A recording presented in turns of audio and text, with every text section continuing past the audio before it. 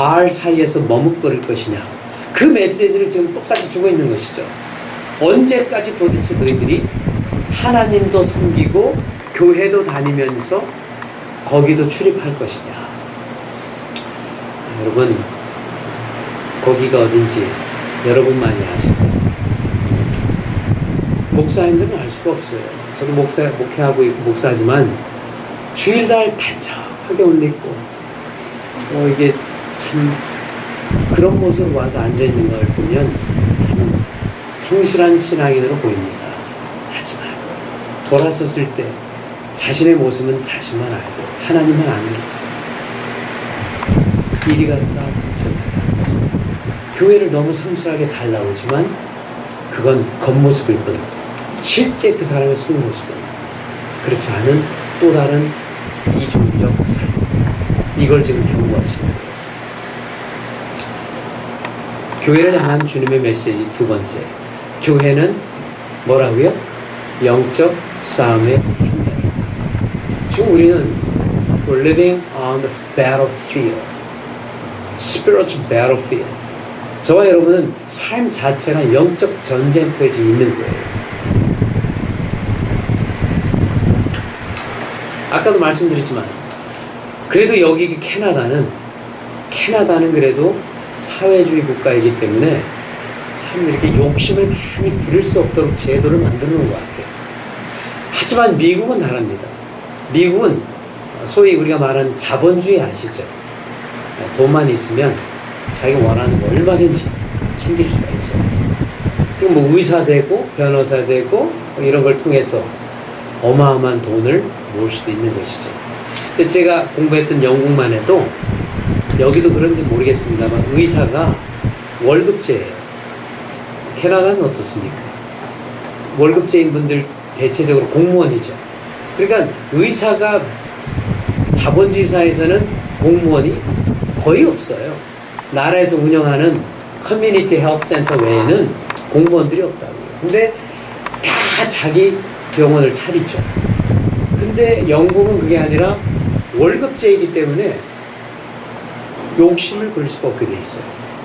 물론 그만큼 어려운 공부를 안 하려고도 하죠. 그래서 그 정도 똑같이 벌 바에야 그렇게 어렵게 공부할 이유가 있나. 하지만 사회를 균등하게 만들기 위해서 이런 사회적 제도가 제가 볼 때는 어느 정도 성경적인 것 같아요. 이 사회주의 체제가.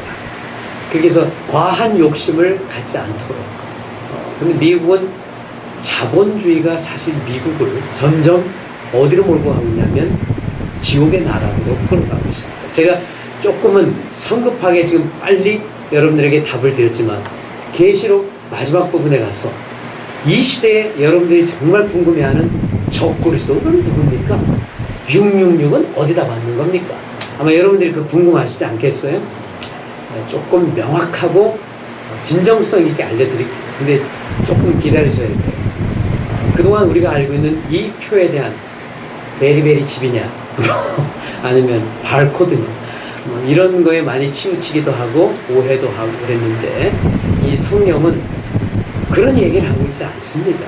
성경은 다른 각도에서 무엇이 이 시대의 진정한 적그리스도이며 육육인가를 우리에게 얘기하고 있는데 그것을 우리가 파악하기 위해서는 먼저 교회가 현재 영적인 싸움의 전쟁터에 놓여 있다는 사실인데요.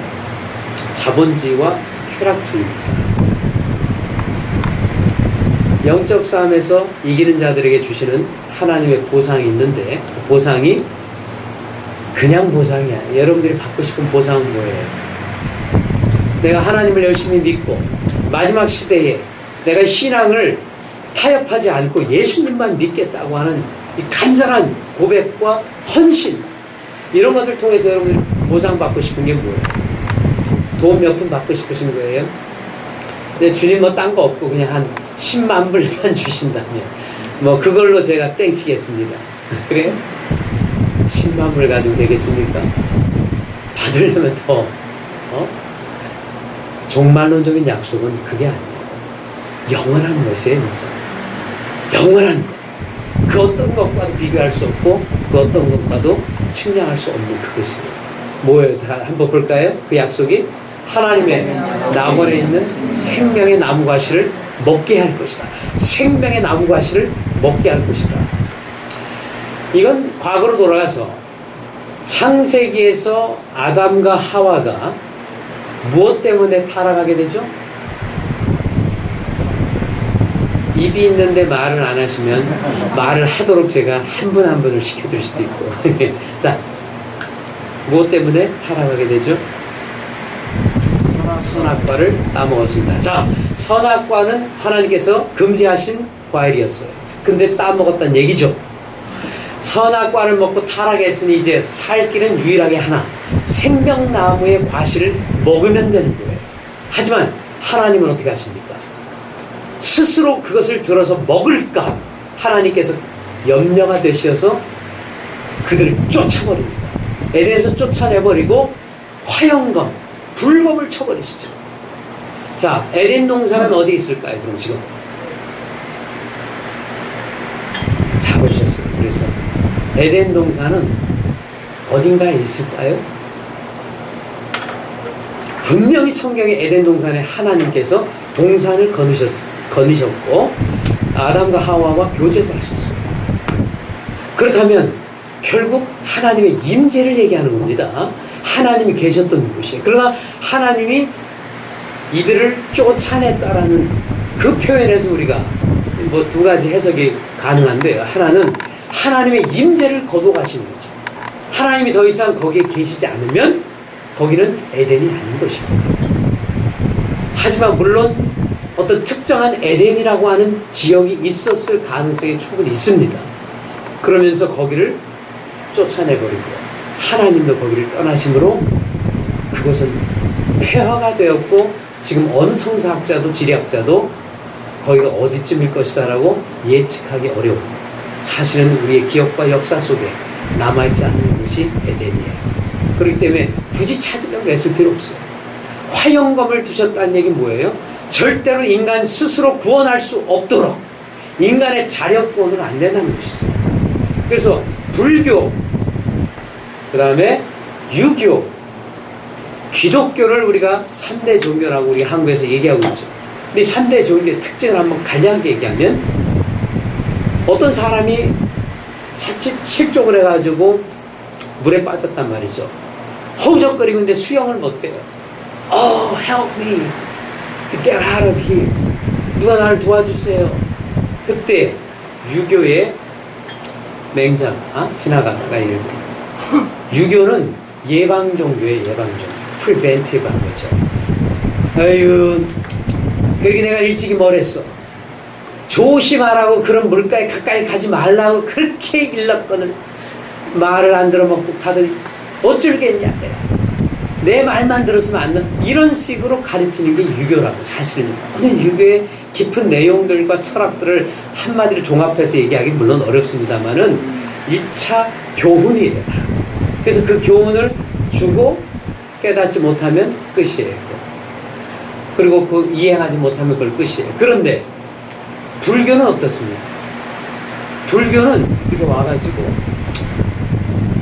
불 빠진 사람을 딱 보면서 도와주세요 하는데 불교는 자력 구원이에요. 자기 스스로가 구원해야 돼요. 그래가지고 뭐라고 하냐면 옥탑을 딱딱 두드리다가 섰다 봅니다. 그대로 계시면은 물에 빠져 죽습니다. 불쌍한 중생이요. 그럼 어떻게 해야 됩니까? 개구리 헤엄을 한번 쳐보실까요? 개구리 헤엄 앞으로 딱 팔을 내밀고 다리를 뒤로 쫙 뻗으면 샥 나갑니다. 근데 제가 그걸 원리를 모르는 게 아니라 해보지만 안 됩니다. 그게 전 수영을 잘 못하는데 안 돼요. 안 돼. 자, 그러니 그러면 안 됩니까? 그럼 배영을 한번 해보실까요? 뒤로 한번 배를 뚝 내밀고 뒤로 이렇게 한번 져서 보세요. 근데 이 사람이 허우적거리면서 안 되는데요? 그러면 저도 어찌할 수가 없겠습니다. 그러고 가는 게 불교죠. 자, 그럼 기독교는 우리 예수님께서 허우적거리는 그 사람을 보고 어떻게 한다고요? 우리 임승포 교수님. 그 사람을 예수님께서 끄집어 예수님께서 퐁당 물속으로 뛰어들어갔어요. 그 사람을 구출해내고 자신이 죽는 거죠. 이건 자력소원도 예방권도 아니에요. 기독교는 예수께서 우리를 대신하여 우리를 구원해 내시고 죽은 이에서 더 큰 사랑이 어디 있느냐고 얘기했습니다. 이걸 두고 하는 얘기인 거죠. 간략하게 소개하기 위해서 그렇게 한 거예요. 그런데 우리 예수님께서 생명나무의 과실을 십자가에서 구원을 이루심으로 우리에게 이제 허락해 주시는 거예요. 우리가 따먹어서는 안 되는 거예요. 그러니까 자력 구원은 있을 수 없어요. 인본주의적 구원은 있을 수 없다는 것이죠. 내가 성실하게, 내가 봉사해서, 내가 교회에 많은 물질을 들여서 노후 천만에 그걸로는 불가능합니다. 여러분이 돈으로 만약 해결할 수 있다고 생각하신다면 3조 정도 할 수 있으시겠어요? 3조. 아니면 말고 그걸로 그렇게 한 3조도 못 내면서 돈 갖고 티내지 마세요. 제발. 죄송합니다. 처음 와가지고 이렇게 좀 신뢰성으로 막 그러가지고. 근데 3조도 없으면서 돈 갖고 이렇게 하시는 거 아니에요. 우리 예수님께서 부자들이 동전 넣을 때 그거 가지고 사실 탐탁지 않게 여기신 것도 그런 문제예요. 만나와 새 이름을 기록한 흰돌을 떼어 사망의 해를 받잖아요. He's talking about everything is actually same thing.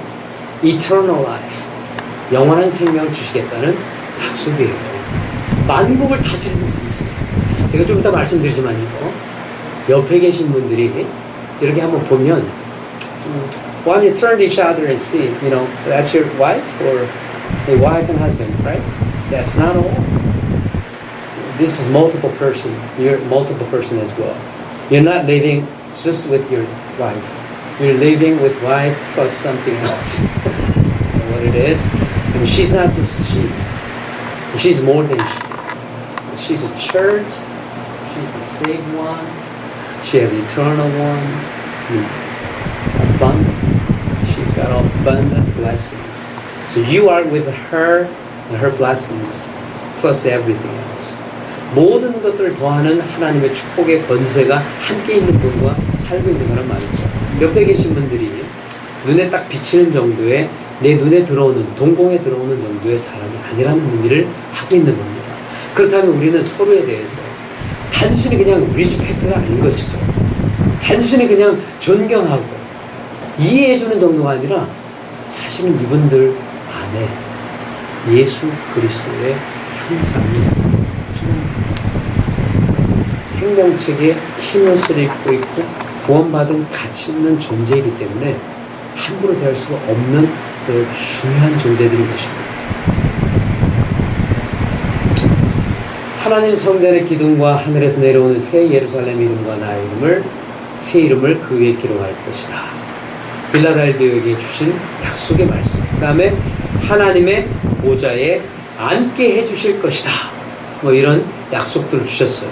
자, 이런 약속들이 이제 장차 하나씩 둘씩 이루어지죠.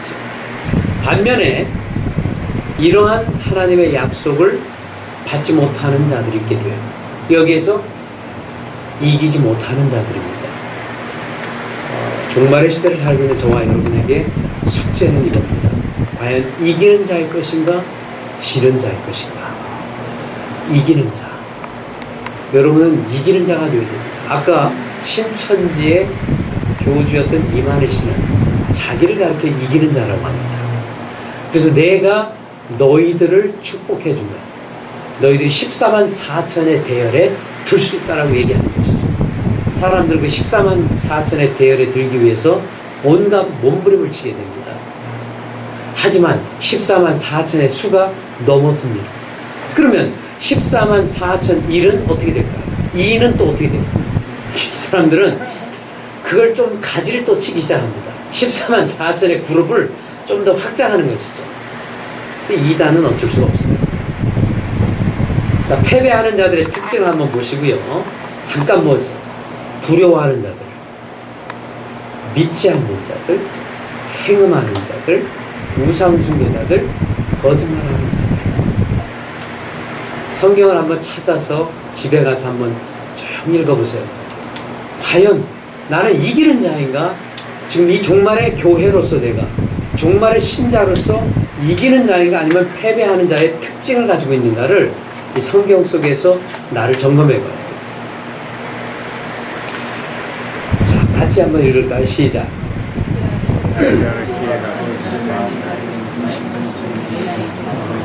저는 이걸 읽으면 이 부분에서 제가 조금 감격하면서 감사를 했어요. 하나님, 그래도 아직까지는 종말의 정점이 아니기 때문에, 종말의 정점이 아니기 때문에 우리는 회개할 기회가 주어진 은혜의 시대에 살고 있습니다. 예수 그리스도의 은혜로 우리가 구원을 받았어요. 완벽한 구원입니다. 그거는. 그러나 이미 구원을 받았지만 우리는 시간과 공간 속에서 주님이 오실 그날까지 여기서 살아야 하는 내 삶이 아직 남아있습니다. 이 삶을 구원파들처럼 막 살 수는 없는 것이죠. 구원파는 once for all, everything's done. You don't need to repent for the rest of your life. 이게 무슨 얘기예요? 더 이상 회개하지 말라는 거. 왜? 영원히 구원을 받았고 죄를 짓는 건 육체가 짓기 때문에 육체의 죄는 관계없다 이거예요. 그러니까 앞으로 회개하지 말라. 예수님께 십자가 죽으신 죄, 그 구원은 과거의 죄, 현재의 죄, 미래의 죄까지 다 해결했기 때문에 더 이상 회개기도하는 자체가 예수님의 십자가의 구원을 용납하지 않는 것이면 인정하지 않는 게 됩니다. 그래가지고 회개를 못하게 하는 데가 구원파예요. 하지만 우리는 구원파나 이단과 다른 게 있습니다. 그들도 죄를 짓고 우리도 죄를 짓지만 우리는 다르죠. 뭘 하느냐? 매일 성령의 말씀에 귀를 기울이면서 회개라는 겁니다. 주님, 제가 이 부분에 있어서 크게 잘못한 것 같습니다. 주님, 제가 그 딸을, 그 아들을 사랑하지 못했습니다. 제가 그 사람에게 좀 더 양심껏 됐어야 하는데 내가 그거 참 아까워가지고 내 양심을 팔았습니다. 뭐 이런 마음이 가슴속에서 와서 여미면서 쓰리고 아픈 게 있어요. 뻔뻔하게 말이죠.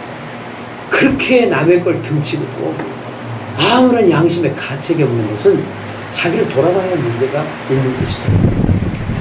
지금 2장 3장의 상황에 있는 우리는 우리가 잘못한 문제에 있어서 회개할 수 있는 기회가 있어요. 하지만 21장으로 갔을 때 종말의 정점에 이르렀을 때 그때는 기회가 없다라고 얘기하고 있는 것이죠. 저는 오늘 지금 이 시간 이 강의를 듣는 순간에 또 여러분은 회개할 수가 있습니다. 주님, 제가 아직까지 기회를 두고 보면서 회개하지 못한 게 있는데요. 아까 말씀하신 그 두려워하는 자, 이 신앙에 대해서 두려워한다는 건 뭘 얘기합니까? 돈 앞에서 여러분이 신앙생활 하는 걸 가볍게 여기는 거죠. 제가 아까 우리 교수님들하고 같이 잠깐 커피를 들면서 참 관찰을 많이 이렇게 했는데요. 오늘 이 시대에 진정한 신은 누구일까? 666은 무엇일까 하면서 여러 가지로 뭐 대체해서 얘기할 수 있지만 이 스마트폰 말이죠. 참 가만 보면 사람들이 스마트폰을 매우 숭배하고 있어요. 그죠? 다 같이 고개를 숙이고 주여, 내가 여기 있나이다. 스마트폰. 학교에서도 자동차 운전을 하면서도 오, 그쵸? 예배 시간에는 even during the worship service 저는 설교를 하는데 어떤 분이 고개를 숙이고 막 그래서 아유 저분이 은혜를 받고 있구나. 그런데 가만 보니까 책상 밑에서 이러고 있는 거죠. 가만 보면 우리가 이 스마트폰을 나도 모르게 에버리지가 통계가 나왔는데 하루에 스마트폰을 태핑하는 게 between 2,000 and 2,500 그러니까 2,500회를 누른다는 거죠. 에버리지가 더 많이 누르는 사람 한 4,000에서 5,000까지 거의 9시간에서 10시간을 누르고 있는 거죠. 지금도 지금 책상을 막 태핑하고 있는 사람들 막 불안해가지고 이게 손에 없습니다. 제가 농담 삼아 하는 이야기지만은 이런 일 때문에 교통사고도 빈번하게 지금 충돌사고도 일어나고 있고 매우 생명에 위협을 가져다 줄 일을 하고 있습니다. 그리고 사람들이 인내심이 부족해지는 이 시대에 그 인내심이 부족해짐으로 우리가 매우 큰 위협을 당할 때가 많은데 그게 어디에서부터 오는 것일까? 어떤 심리적 요인이 있을까? 보니까 사실 급변하는 이 사회 속에서 과학의 문명의 혜택을 너무 우리가 잘 받다 보니까 사실 이 스마트폰 하나로 우리 세계의 동향을 다 살펴볼 수가 있는데 지금도 정말 이거 없이 못 살잖아요. 그죠? 남편이나 아내 없이 살아도 이거 없이 살 수 없는 그런 시대처럼 돼버렸어요. 이게 뭐 가이드도 해주죠. 자동차 어디로 가라고 다 지시해주죠. 또 얘가 또 뭐라고 응답 끄떡 그러면 거기에 그냥 주저함 없이 성경은 안 열어봐도 주저함 없이 밥 먹다가 식구가 레스토랑에 한번 Let's dine out tonight 밖에 나가 식사할 때도 앉아가지고 주문을 하는 거야. 너 뭐 먹을래? 응, 너 뭐 먹을래? 그래. 주문 딱 끝나면 4시 다 같이 경배하는 거죠. 아멘, 경배. 밥 먹고 끝날 때까지 스마트폰을 경배하고 그리고 이것을 가슴에 안고 그리고 자고 다음날 밥도 꾸준히 먹여주고 보면 정말 신실하게 그지없어 우리는 이 스마트폰에 대해서 말이죠. 우리 이 시대에 신이 되어 있습니다. 그러다가 큰 것을 상실할 때가 생기죠. 이걸 가리켜 변증법이라고 합니다. 즉 우리는 모순 속에서 살아가고 있어요. 과학의 문명의 혜택을 받아서 좋은 걸 누리면서도 동시에 그 좋은 것 때문에 우리는 서서히 죽어가고 있는 것이죠. 서서히 죽어가고 있는 것도